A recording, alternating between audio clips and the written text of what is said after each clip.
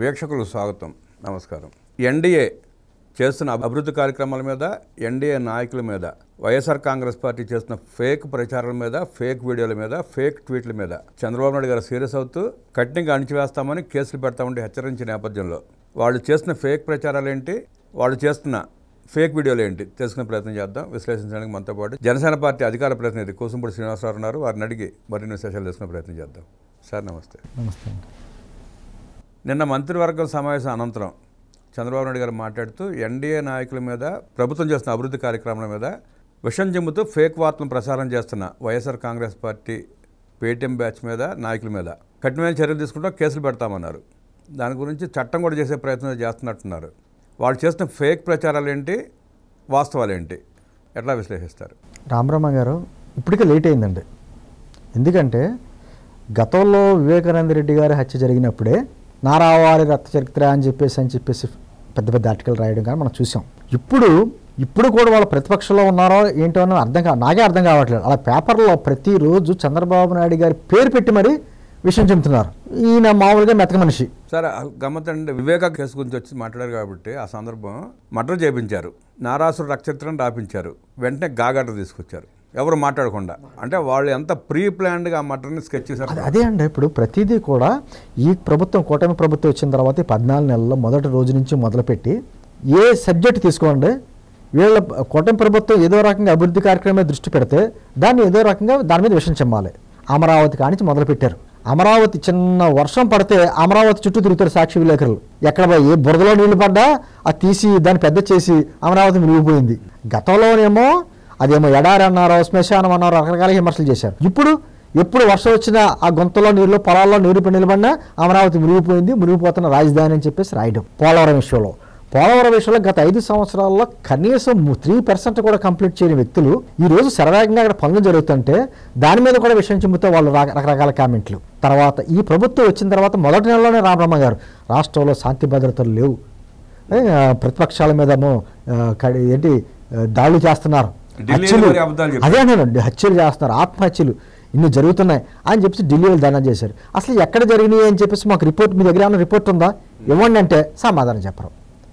అంటే అక్కడి నుంచి మొదలుపెట్టి ప్రతి విషయంలో కూడా ఆఖరికి మొన్న ఏదైతే కుప్పం వాటర్ వచ్చిందో అక్కడ వరకు కూడా కుప్పంలో నీళ్లు తీసుకొచ్చి, హంద్రీనేవా నీళ్లు తీసుకొచ్చి రాయలసీమ సస్యశ్యామలం చేయాలంటే ఒక మంచి కాన్సెప్ట్తో చంద్రబాబు నాయుడు గారు చేస్తే వీళ్ళేమో ఫేక్ అక్కడ సెట్టింగ్లు ఇచ్చేసిందేమో వాళ్ళు.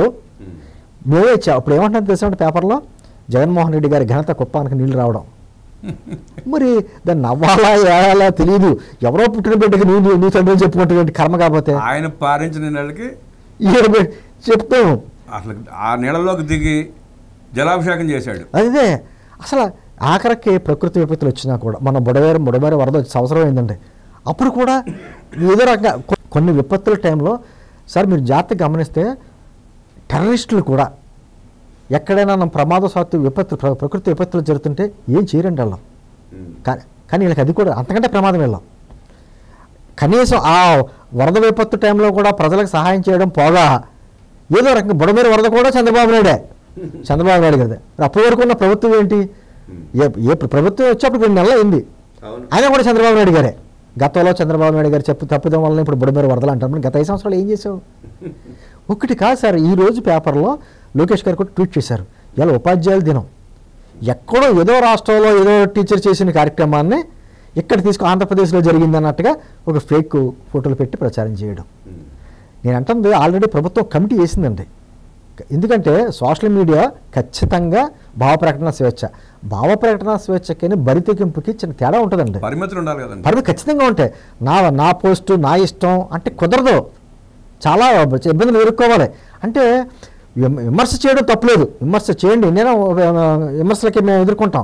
కానీ ఇటువంటి విమర్శలు, విషయం చల్లే కార్యక్రమాలు, ప్రభుత్వం చేసుకున్నటువంటి సంక్షేమ పథకాలు, పెన్షన్ స్కీమ్ దగ్గర నుంచి ఆ పెన్షన్ స్కీమ్ వలన ఎన్ని రకాలుగా పెట్టాలో అది చూసారు. ఒకటి చేయన్నవాడు కూడా చేయలేనట్టుగా యాక్ట్ చేసి నాకు కూడా పెన్షన్ స్కీమ్ తీసేసింది ఈ ప్రభుత్వం అని చెప్పడం. చెవిరెడ్డి భాస్కర్ రెడ్డి 1000 కోట్లు కుమ్మేసిన దోచుకున్నా కూడా చెవిరెడ్డి భాస్కర్ రెడ్డి తండ్రి కూడా పెన్షన్ తీసుకున్నారు. అని అంటుంది. ఆ విధంగా పెన్షన్ స్కీములు, ఆరోగ్యశ్రీకి వాళ్ళ బకాయిలు పెడితే వచ్చి ఈ కూటమి ప్రభుత్వం బకాయిలు తీర్చింది, అయినా సరే ఆరోగ్యశ్రీ పథకం మీద విమర్శించడం. ఫీజు రియంబర్స్మెంట్ బకాయిలు వాళ్ళు పెట్టారు, మన ప్రభుత్వం తీర్చింది. అదేవిధంగా సివిల్ సప్లైస్లో వాళ్ళు పెట్టిన బకాయిలు కూటమి ప్రభుత్వం తీరుస్తుంది. రైతులకి ఈ రోజు 24 గంటల్లో డబ్బులు పడుతున్నాయి, వాళ్ళు 6 నెలలు కూడా తిప్పించుకున్నారు. వీటి మీద కూడా విమర్శలు. నేను అంటుంది సార్, రైతు భరోసా గతంలో పెట్టారు, ఇప్పుడు అన్నదాత సుఖీభవ. గతంలో నువ్వు హామీ ఇచ్చి ఏం చేసావు? ఈరోజు కూటమి ప్రభుత్వం ఎలా ఇస్తుంది? మాది బైబిల్, ఖురాన్, భగవద్గీత మా మేనిఫెస్టో అని చెప్పేసి అప్పట్లో రైతుల గురించి మాట్లాడు. ఏంటి టోల్ ట్యాక్స్ రద్దు చేస్తాను అదేదని ఎక్కడ రద్దు చేశాడు? ఒక్కటి అది ఏంటంటే ప్రతి విషయంలోని వీళ్ళకి ఏంటంటే ఎప్పుడైతే తల్లికి వందనం సూపర్ సక్సెస్ అయిందో, గ్రామాల్లో మారుమూలకు వెళ్ళిందో, అక్కడి నుంచి వీళ్ళకి తట్టుకోలేకపోతున్నారు. స్త్రీ శక్తితో కోసాలు కదిలిపోయింది. వీళ్ళు చేయగలరా? వాళ్ళ ధైర్యం ఏంటంటే ఇక మనం మొత్తం ఉడిచేసి ఇచ్చాం, వీళ్ళ డబ్బులు లేవు, ఏం చేయగలరు అని ధైర్యం. చంద్రబాబు నాయుడు గారు ఏం చేయగలరు అని అనుభవం ఇక్కడ చెప్తుంది. ఇలా స్త్రీ శక్తి పథకం కావచ్చు, లేకపోతే అన్నదాత సుఖీభవ కావచ్చు, లేకపోతే తల్లికి వందనం కావచ్చు, ఏదైనా కూడా ఒక పక్కన సంపద సృష్టిస్తానే సంక్షేమ పథకాల ఇబ్బంది లేకుండా కార్యక్రమాలు చేసుకొస్తారు. నిజంగా నీకు ప్రజల పట్ల ప్రేమ ఉంటే ఆ పథకాల లోపాలుంటే చెప్పు, కానీ మొత్తం జరుగుతున్న వాటిని కూడా ఫేక్లు పెట్టి క్రియేట్ చేసి పోస్టులు పెడుతుంటే వాళ్ళ మీద ఖచ్చితంగా ఒక చట్టం తీసుకురావాలి, కఠినమైన చర్యలు తీసుకోవాలి. నేను చంద్రబాబు గారు ఇంకా ఆలస్యంగా మేలుకున్నాను అంటున్నాను. నేను అంటుంది సాక్షి మీద ఎప్పుడో కేసు వేయాలండి. డైరెక్ట్గా రాష్ట్ర ముఖ్యమంత్రి పేరు పెట్టి దొంగ అని, ద్రోహి అని రకరకాల కామెంట్లు చేస్తామంటే చూస్తే ఎలా ఊరుకుంటారు? ఎన్నాళ్ళ ఇప్పుడు నిజంగా విమర్శకి వెల్కమ్. ప్రతిదీ కూడా జగన్మోహన్ రెడ్డి వచ్చి చూసారా ఆ ఉల్లిపాయల గురించి హెరిటేజ్ అంటాడు. ఎక్కడ హెరిటేజ్, ఎక్కడ ఉల్లిపాయలు? ఈ రోజున కూటమి ప్రభుత్వం 14 రూపాయలకి ఇస్తుంది, ఆంధ్రాలో తెచ్చుకోవచ్చు. ఏంటంటే ఇటువంటి మంచి కార్యక్రమాలు చేసినప్పుడు, ప్రజలకు ఉపయోగపడే కార్యక్రమాలు చేసినప్పుడు మీరు నిజంగా ప్రజల పట్ల ప్రేమ ఉంటే దాన్ని ఆమోదించండి. అంటే వాళ్ళు ప్రభుత్వం చేస్తున్న సంక్షేమ కార్యక్రమాలను, అభివృద్ధి కార్యక్రమాలను ఎత్తి చూపించలేక, దాంట్లో వంకలు ఎత్తకలేక ఈ పిచ్చి ఆరోపణలు, పిచ్చి మాటలు. అదే అండి. ఇప్పుడు ఇవాళ టీచర్స్ డే అండి. ఇవాళ మా పవన్ కళ్యాణ్ గారు పిఠాపురం నియోజకవర్గాల్లో టీచర్లందరికీ కొత్త బట్టలు పంపించారు. అదే జగన్మోహన్ రెడ్డి ఏం చేశాడండి? అదే టీచర్లు మద్యం దుకాణాల దగ్గర కాపలా పెట్టాడు. Both are not same. అంతే, మేము బట్టలు ఇచ్చాం, నువ్వు మద్యం దుకాణాల దగ్గర కాపలా పెట్టావు. నీకు టీచర్లు అంటే ఉన్న గౌరవం అది. మళ్ళీ ఈ రోజున ఏమంటారో ఉపాధ్యాయ శుభాకాంక్షలు అని మళ్ళీ జగన్మోహన్ రెడ్డి గారి ట్వీట్లు, విలువలు గురించి, విశ్వసనీయత గురించి.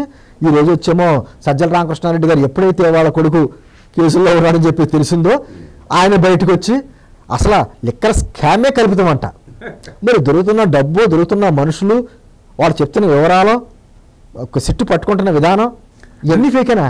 లిక్కర్ స్కామ్ ఫేక్ అన్నప్పుడు సుప్రీంకోర్టు దాకా వెళ్ళిన బెయిల్ ఎందుకు రాలన్న సంగతి కూడా చెప్పాలి కదా. అంటే అతనికి ఒక మైండ్ అంటారు చూసారా, మతి భ్రమించింది. ఇప్పుడు ఖచ్చితంగా వాళ్ళ కొడుకు కూడా ఎప్పుడైతే బయటకు వచ్చాడో, మొన్నటిదాకా ఏంటి సజ్జల భార్గవరెడ్డి కేవలం సోషల్ మీడియాకి ఏదో సంబంధించిన వ్యక్తి ఫేక్ పెడుతున్నాడు అనుకుంటాం. అతను కూడా లిక్కర్ స్కామ్లో. ఇప్పుడు సుగాల ప్రీతి విషయం అండి, న్యాయం చేసింది ఎవరో? న్యాయం చేయడానికి ప్రయత్నం చేస్తుంది ఇప్పటికీ. ఈ రోజుకి కూటమి ప్రభుత్వం ఏదో రకంగా న్యాయం చేయాలని చెప్పి సిబిఐకి ఇచ్చింది. నువ్వు చేసింది ఏంటి? కనీసం సిబిఐకి లెటర్ రాసి వదిలేసావు అంతే. కేసు నీరుగా వచ్చింది కదా, నీరుగా వచ్చింది. తారుమారు చేసింది మీకు నీ హయాంలో. మళ్ళీ వచ్చి సమర్థించుకుంటా ఆవిడ వెనకాల పెట్టి, ఆవిడ భుజం మీద తుపాకీ పెట్టి ఆవిడని కూడా ఒక పావులా వాడుకునేటువంటి ప్రయత్నం. నీ అంటుంది సార్, ప్రజలు గమనిస్తున్నారు. అసలు నాకు తెలిసి భారతదేశంలో ఇటువంటి పార్టీ ఎక్కడా ఉండదేమో. రాజకీయంగా ఎన్నైనా చేసుకుంటే విమర్శ, కానీ ప్రపంచంలో కూడా ఎక్కడ ఉండదు. వైఎస్ఆర్ సిపి అంటేనే వైఎస్ఆర్ క్రిమినల్ పార్టీ. ఇలాంటి దుర్మార్గపు రాజకీయ నాయకుడు ప్రపంచంలో లేడు, ఇలాంటి ఆర్థిక నేరస్తుడు కూడా ప్రపంచంలో లేరు. అన్ని ఫేకు, ఇలా బతికే ఫేకు.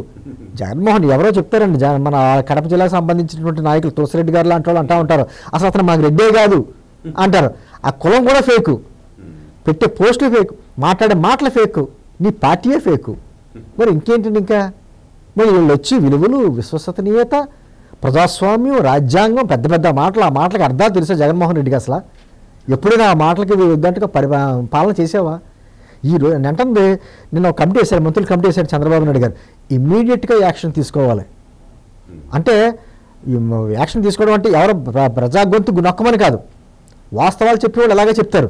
కానీ వాస్తవాలు చెప్పే రూపేణా, భావ ప్రకటన స్వేచ్ఛ రూపేణా మీ ఇష్టం వచ్చినట్టు తప్పుడు వార్తలు రాస్తే మాత్రం, ప్రజల్లో విద్వేషాలు రగిల్చేలాగా, అనుమానాలు వచ్చేలాగా మాత్రం పోస్టులు పెట్టినా, లేకపోతే ప్రసారాలు చేసినా డిబేట్లు పెట్టినా వాళ్ళందరి మీద కూడా ఖచ్చితంగా తాట తీయాలండి. నిర్మోహమాటంగా కఠినమైన చర్యలు తీసుకుంటే చూడండి, మన అమరావతికి సంబంధించి ఆయన ఏదో మాట్లాడేసాడట, ఈయన ఏదో నవ్వేసాడట.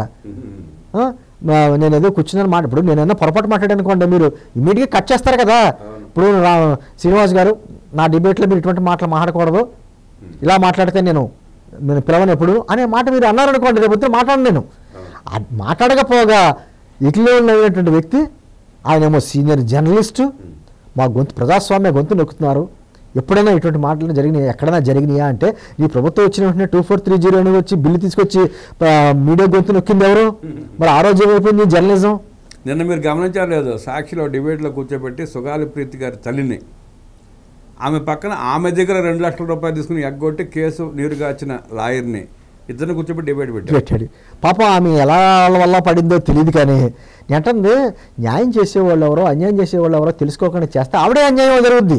ఆ కుటుంబానికి న్యాయం జరగాలని ఇప్పటికీ మనం కోరుకుంటున్నాం. నిందితులకు శిక్ష పడాలి, ఆ కుటుంబానికి న్యాయం జరగాలి అనేది మనం కోరుకుంటున్నాం. వాళ్ళేమో వాళ్ళని రాజకీయంగా పావుగా ఉపయోగించుకుంటే వాళ్ళు చూస్తున్నారు. ఇంకా ఆవిడే ఆ పావుగా మారితే మనం ఏం చేయలేం. న్యాయం కోరడానికి, న్యాయం కోసం పోరాడడానికి చాలా దారులు ఉన్నాయండి. ఆ న్యాయం చేయలేని వ్యక్తుల దగ్గరికి వెళ్ళి సమాజానికి చీడపట్టిన లాంటి చీడ పురుగుల దగ్గరికి చేరితే సమాజం కూడా భ్రష్టపడిపోతుంది. ఇప్పుడు ఆవిడే కదండి నా దగ్గర 2 లక్షల రూపాయలు తీసుకుని నా ఫోన్ కూడా లిఫ్ట్ చేయట్లేదు అన్న వ్యక్తి గురించి పక్కన పెట్టి కూర్చుని డిబేట్లు పెట్టుకుంటే ఇంకా అర్థమేముంది? ఇప్పుడు ఆవిడ అనుమానించవలసి వస్తుంది కొంచెం. అవును, ఇప్పుడు ఆవిడ నిజాయితీని కూడా అనుమానించవలసి వస్తుంది. నేను అంటుంది ఎవరు సాయం చేశారని మర్చిపోకూడదు కదా. నేను అంటుంది ఇదే సార్ రామబ్రహ్మ గారు, మొదటి నుంచి ఈ రోజున ప్రతిదీ కూటమి ప్రభుత్వం చేస్తున్నటువంటి అభివృద్ధి కార్యక్రమాలు చెప్తూ పాటు ఏదైతే వీళ్ళు ఫేక్ ప్రచారాలు చేస్తున్నారో వాటికి ఎక్కడికెక్కడ మనం ఖండించకపోతే అబద్ధం నిజం అవుతుంది సార్. కొన్ని 40 సార్లు చెప్తే అదే అబద్ధం నిజం అనుకుంటారు. ఈ రోజున రాష్ట్రంలో ఉన్నటువంటి ప్రజాప్రతినిధులు కావచ్చు, వాళ్ళందరూ కూడా ఎక్కడికెక్కడ ఇప్పుడు తిరుపతి దేవస్థానం మీద నోటుకు వచ్చినట్టు మాట్లాడాడండి. ఇమ్మీడియట్గా చైర్మన్ గారు బిఆర్ నాయుడు గారు వచ్చి ఖండించడంతో నోరు మూసారు.